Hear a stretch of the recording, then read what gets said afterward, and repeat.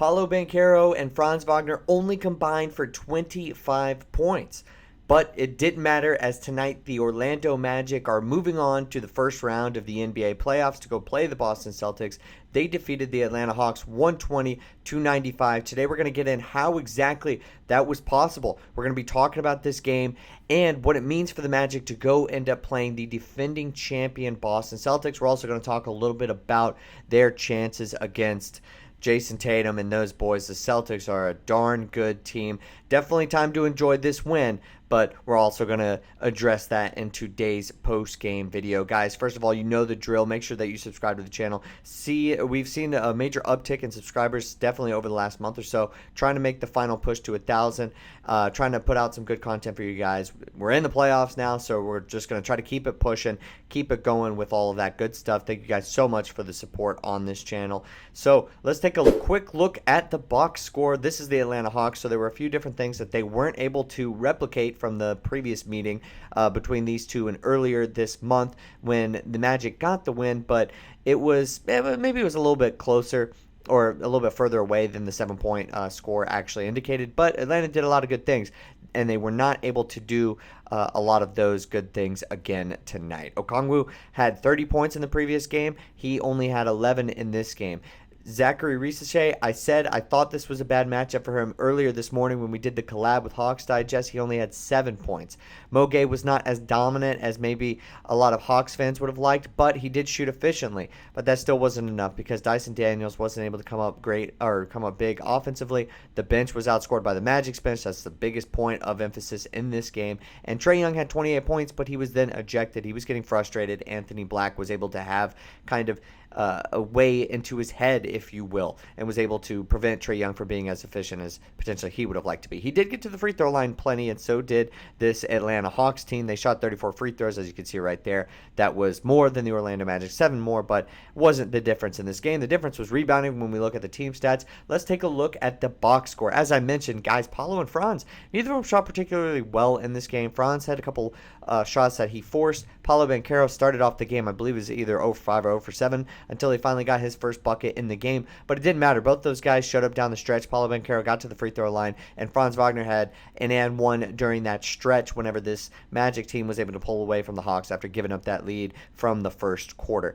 But the big stories, Cole Anthony, Anthony Black off the bench, two of the guys that I mentioned this morning that would potentially be X factors for this Magic team, where Wendell Carter Jr. also played well. He played well in the last matchup against the Atlanta Hawks, so that was really great to see. Also, I mentioned this morning that Corey Joseph is drawing the starts, but he is not getting as many minutes as Anthony Black and Cole Anthony right now. He had 18 minutes, Cole Anthony with 20, Anthony Black with 28. So we saw both of those guys be real effective in the rotation, get a ton of minutes, and then have just beastly plus minuses when we take a look at the box score. I know it might not be a stat that everybody likes to see, but just unbelievable. When they were on the floor, this was a totally different game, defensively and offensively. Cole Anthony provided a spark when this team needed some scoring. When Paolo Banchero and Franz Wagner couldn't carry the load at certain points tonight, it was Cole Anthony. 26 points. That plus 32 is so crazy. Just staring at you right in the face. 6 assists, 10 of 17 from the floor. You could tell he was aggressive. He was moving around. He was enjoying playing the game of basketball. That was so awesome to see.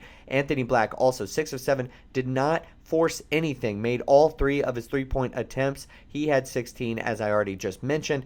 Didn't get into foul trouble. There were some members of the starting lineup, maybe specifically Wendell Carter Jr., who did experience a little bit of foul trouble. Also, Franz Wagner picked up 4 fouls in this game, but it didn't matter. Anthony Black was the guy that we put in to guard the other team's best player, and he did a really bang-up job of that. Things were getting chippy with Trae Young. Didn't matter. Anthony Black rose to the occasion tonight. They both deserved their flowers. They were the main reason that we were able to stop this Atlanta Hawks offense.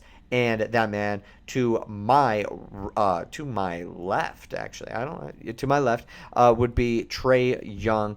As I mentioned, he wasn't as efficient as you maybe would have liked for if you're an Atlanta Hawks fan. But if you're a Magic fan, that was just kind of what they've been doing to a lot of opposing smaller guards all season long. Weren't going to allow him to terrorize Corey Joseph. We're going to have Anthony Black and Cole Anthony on him, and they certainly did well, specifically Anthony Black. Also, Paolo Banchero got a stop down the stretch in this game. Okay, so final takeaways, final things from this game.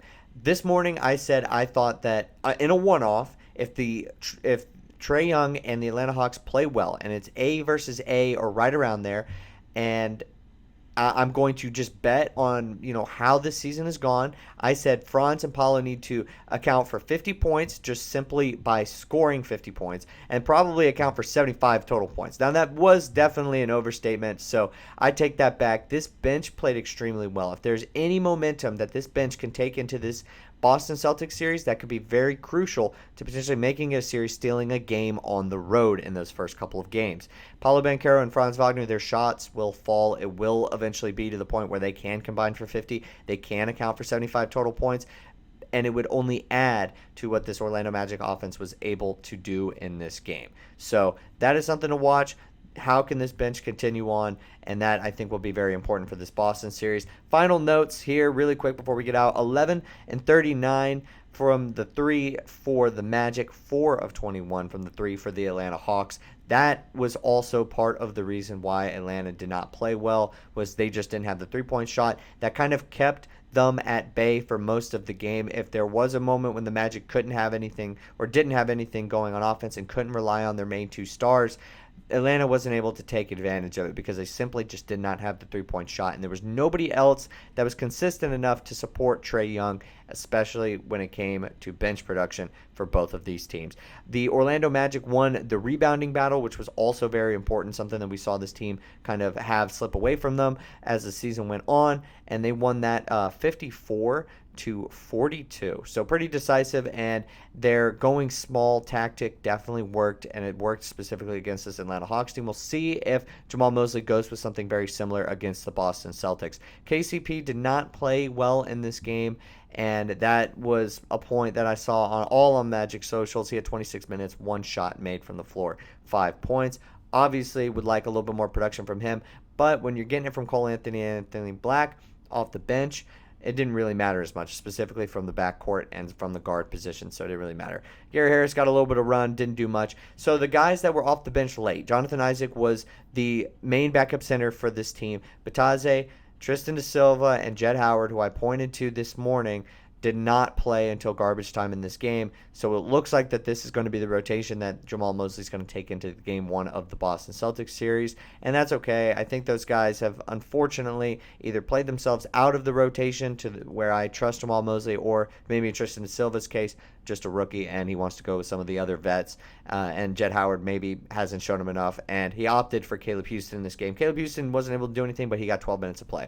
Okay, so the Boston Celtics series, I pretty much have almost previewed it in a sense here, but we did a collab with Hawks Digest this morning. That was a ton of fun. I uploaded it on my channel as well. We're going to continue to hopefully do that with the Celtics creator for Celtics Digest, and really kind of get into the nitty gritty of what the Magic need to do to take a game on the road. How can they make it a competitive series, and how are the Celtics so darn good at basketball? I mean, it's pretty obvious. They got some great players, and they're great at the three-point shot. So there's some matchup things to talk about there to really dive into it. Obviously, the Magic will play them in a couple days when the first round of the Eastern Conference playoffs gets going. That should be a ton of fun. So make sure to take a look at that.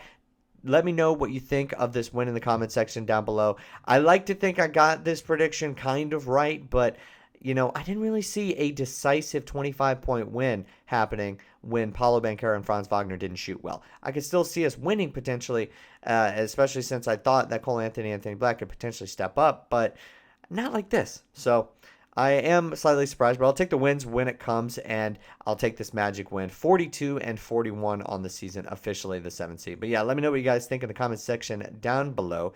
Make sure to subscribe on the road to 1,000, and I will see you guys very soon with more Orlando Magic basketball content.